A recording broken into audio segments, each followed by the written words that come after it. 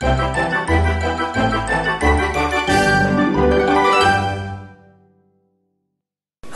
my name is Joshua Gilliland. I'm the blogger for Bowtie Law, and along with Jessica Meterson, I am one of the Legal Geeks. Today on the Legal Geeks educational series, we will be exploring deposition preparation. Depositions are a constant in civil litigation. You are hard-pressed to find a lawsuit that does not have a deposition in it. It's the exception. It is not the norm. So, how do we do this? How do we effectively prepare for deposition? When I just got out of law school and I was a law clerk, I did a lot of depo summaries. And I did them the hard way. I read the deposition, I had a little tape recorder, and I would speak into it and say, Wilcox deposition, page 1, line 2-9, and combine the question and the answer into one concise statement.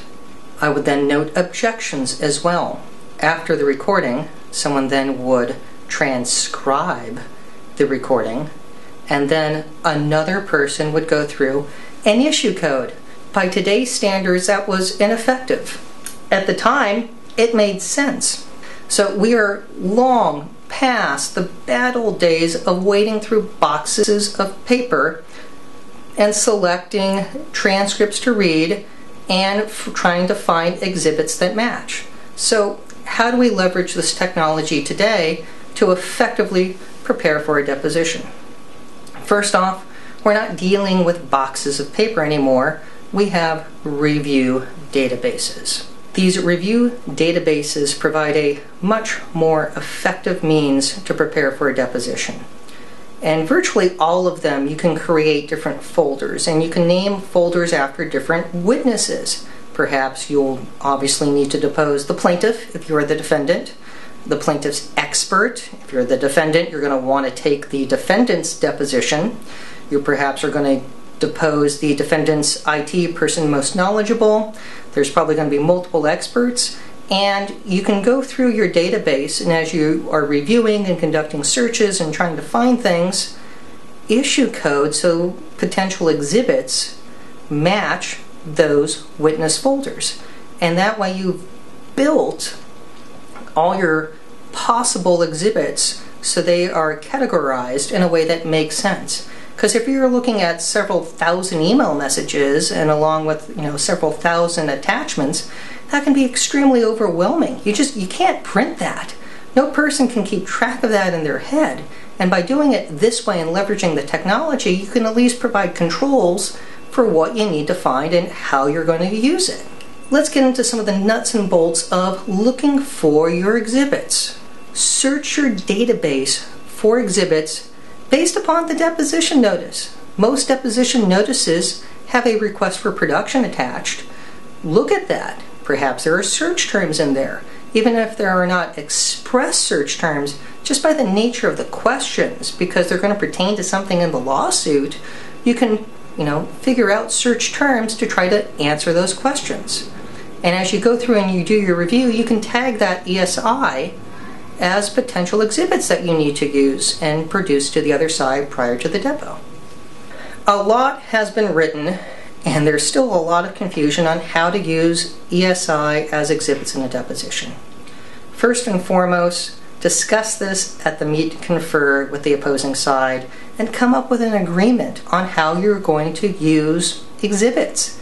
Will you have them printed as paper? Will you include MD5 hash values? There are a lot of logistical issues to discuss with the other side and figuring out what's the best methodology for you to use. For example, perhaps you're going to produce native files from a database, and one of the columns that you produce will be an MD5 hash value, and perhaps you will actually use a review database of some kind during the depo, and they'll be shown on a screen. And afterwards, maybe a disk is provided to the court reporter, and it's listing all the exhibits there that's then marked and attached to the record. Perhaps printing's an option. Maybe that works in your case. Maybe it won't. It will completely depend on the subject matter of the case.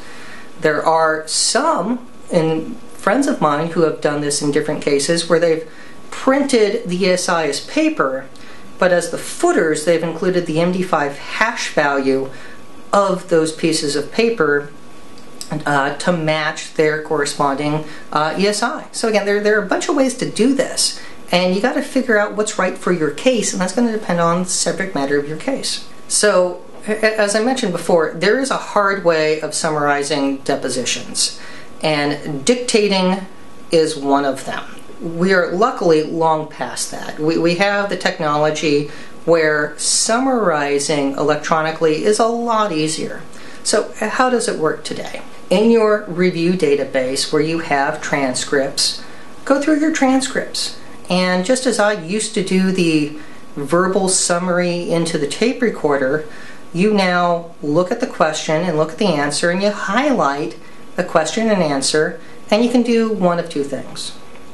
You can combine the question and the deponent's answer into one concise statement, and in that note it's captured the page and line number so you know exactly where it comes from, and by doing that you're building a wonderful summary as you go for all the different line items. Some attorneys really like that. Perhaps after you've finished that, issue code each note, so therefore you know if it pertains to the second cause of action or breach of contract, however you want to manage your case. You know, sometimes the deponent's statement is just so powerful, you don't want to just, combine that into a sentence. You want to take the full quote. And you can do both methods. And I've done both. I know others have done both. Some prefer one over the other. But it's a good way to have a summary, and then when you get into motion practice, to actually use the deponent's statements to support different positions and different motions. I thank you for your time. I hope you find this educational, and be sure to tune into the Legal Geeks for all things geeky in the law and for more in our educational series. Thank you and have a wonderful day.